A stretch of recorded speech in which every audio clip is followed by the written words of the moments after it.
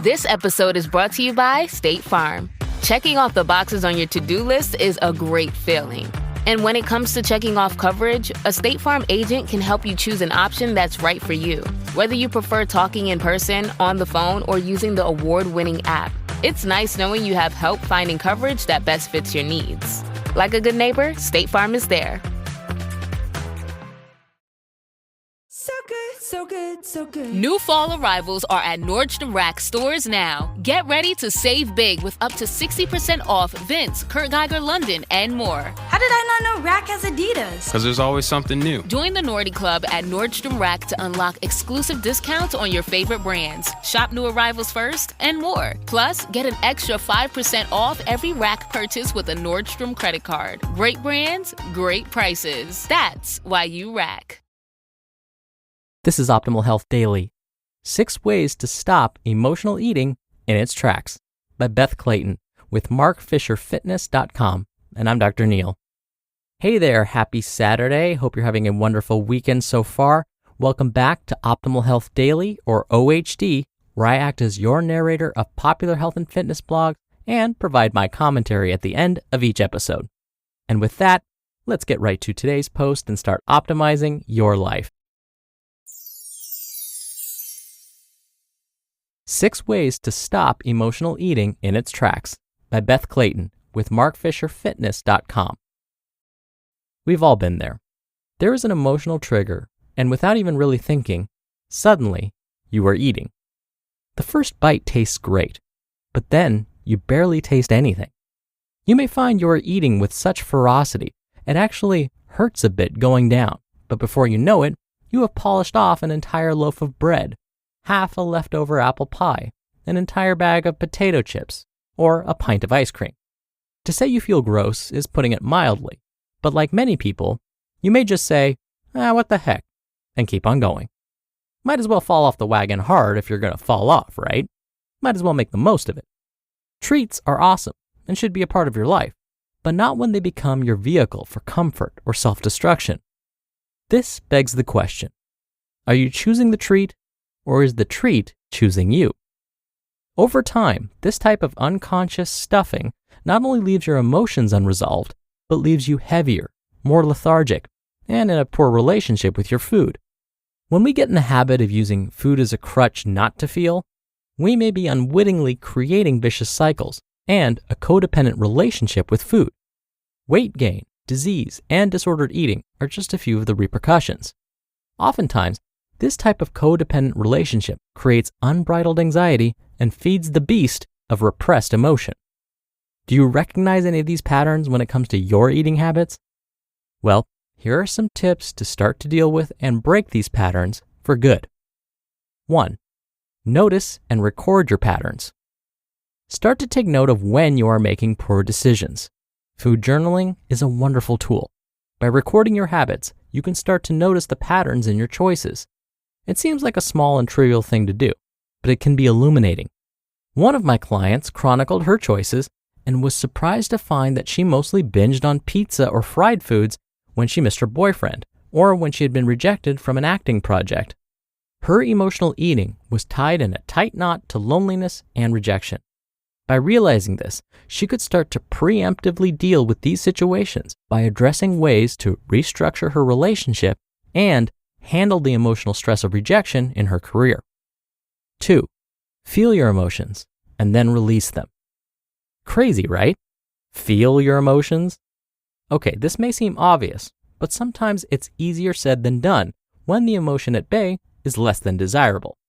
Let's say you find yourself reaching for a tube of Pringles, but it doesn't feel like a choice. It actually feels like the Pringles are choosing you.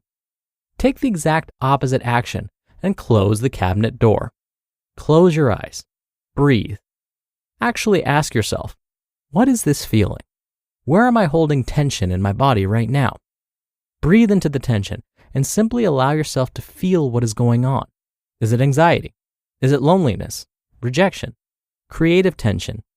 If you can't release it through laughing, crying, or yelling a bit, then write it down.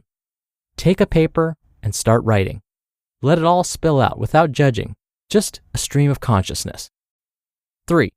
Move. This is a triple whammy grand slam hit here. Not only are you breaking the habit by actually physically interrupting the trajectory of your action, but you are also releasing pent-up emotional energy and creating an insane flow of feel-good endorphins.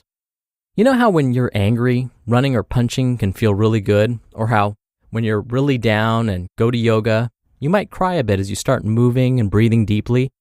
You release the tension that is formed from suppressing emotion. So when in doubt, put your sneakers on, leave the house and start walking or jogging, or head to your yoga mat. Bonus, you are actually burning calories instead of ingesting them. 4. Choose protein. People don't tend to binge on protein. Think about it. When you're stressed out, do you want to chow down on a turkey leg? Probably not. You are much more likely to go for a starchy carb or sugar. These foods elevate blood sugar very quickly, so for a few minutes, you are flying high until your blood sugar crashes. Stop the sugar and carb cravings immediately by changing it up with protein. Eat some sliced turkey, a hard-boiled egg, or Greek yogurt with some stevia and cinnamon. Protein also contains the amino acids necessary to stabilize blood sugar. 5. Keep emo-binging foods out of the house. Just like you probably aren't going home to binge on protein, you probably aren't going to binge on delicious and calming herbal teas either, or broth-based soups, or green smoothies, veggies, and fruit. Keep the out of the house. And by I mean highly processed sugary foods. I don't care if it says organic, fat-free, or low-carb on the package. Get it out. Whatever you tend to go for when you are down or anxious or angry, keep it away. 6. Preempt your anxiety.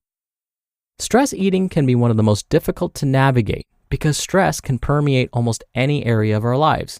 We can find it in our finances, our careers, our relationships, or our homes. Stress can be found pretty much anywhere we choose to find it. I emo eat when I am anxious, nervous, and fearful, when the adrenaline is pumping, the cold sweats start, my heart starts pounding, and it feels like I'm actually in danger. I notice that I will eat anything I can find to calm myself down, to stop my hands from shaking, to stop the discomfort of this heightened sensation. If you can identify, start by taking note of the fear-based, anxiety-inducing thoughts and journaling about them. Start incorporating daily calming exercises to center yourself at the beginning of the day. It could be daily morning exercise, yoga, meditation, journaling, walking to the park with your dog and a cup of coffee in the morning, listening to calming music as you get ready for work.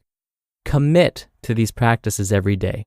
Inner calm is not a state of being, but a practice, and it affects every aspect of our lives. So, armed with these tools, we can all start to combat the hold emotional eating has on us. Start today. Start now. If you feel like you need additional help with emotional eating, the power is in the present. You just listened to the post titled 6 Ways to Stop Emotional Eating in Its Tracks by Beth Clayton with markfisherfitness.com, and I'll be right back with my commentary. It can be difficult to find time to cook in the fall with busier routines, back to school, and shorter days. But no matter how hectic it gets, Factor makes it easy to stay on track and enjoy something comforting and delicious. They make it easy to support your wellness goals with a wider selection of weekly meal options, including premium seafood choices like salmon and shrimp without any extra cost.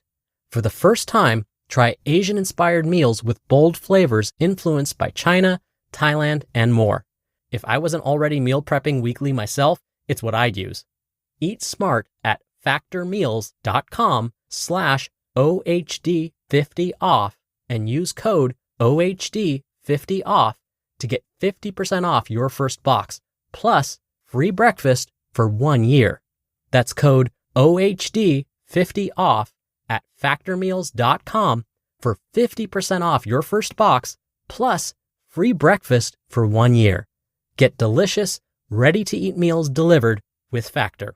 Offer only valid for new Factor customers with code and qualifying auto-renewing subscription purchase. Raise the rudders! Raise the sails! Raise the sails! Captain, an unidentified ship is approaching. Over. Roger. Wait, is that an enterprise sales solution? Reach sales professionals, not professional sailors. With LinkedIn ads, you can target the right people by industry, job title, and more. Start converting your B2B audience today. Spend $250 on your first campaign and get a free $250 credit for the next one. Get started today at linkedin.com/campaign. Terms and conditions apply. Dr. Neal here for my commentary. I've mentioned this on the show before. It is truly funny that when we need to eat for emotional reasons, we never do look for that turkey leg, or we never look for that bowl of salad, or that crudité with celery and carrots. We always turn to ice cream, mashed potatoes, mac and cheese, cookies, donuts. Why? Well, it's because high fat, high carb, high sugar, high salt foods tend to release good feeling hormones in the brain. Hormones that make us feel comfortable. They bring us comfort. Hence why these foods are called comfort foods. Higher protein foods, fruits, vegetables do not release the same endorphins, sadly, in our brains, so they tend to bring us less immediate comfort. Now, so many of Beth's suggestions to breaking this cycle are what behaviorists recommend for emotional eating. When I was a health educator, I would conduct weight management classes with a behaviorist, someone that specialized in human psychology. I would discuss the nutrition side of things, and the behaviorist would discuss the psychology parts. And of course, emotional eating relates to both things. So it was a perfect topic for my health education class. Now, the tips we shared with our patients during these sessions were so similar to those I just read to you. It's all about creating some space between the craving and the actual eating behavior. We want some time to pass to know whether we're just craving a food to satisfy an emotional need or whether we're truly hungry. One of the best ways to know this is to distract yourself. Most cravings, whether it be for food, a drink, or even a cigarette, will pass within 5 to 10 minutes. So, if you can acknowledge the fact that you really want a chocolate chip cookie, then distract yourself by doing something else that makes you happy for 5 to 10 minutes, you may find that the craving passes.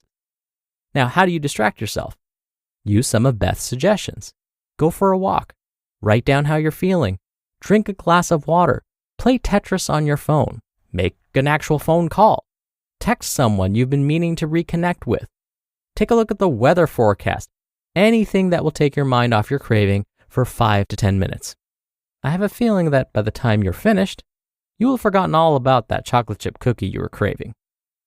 All right, that'll do it for today. I hope you're having a wonderful weekend if you're listening in real time, and I'll see you back here tomorrow for the Sunday show and where your optimal life awaits.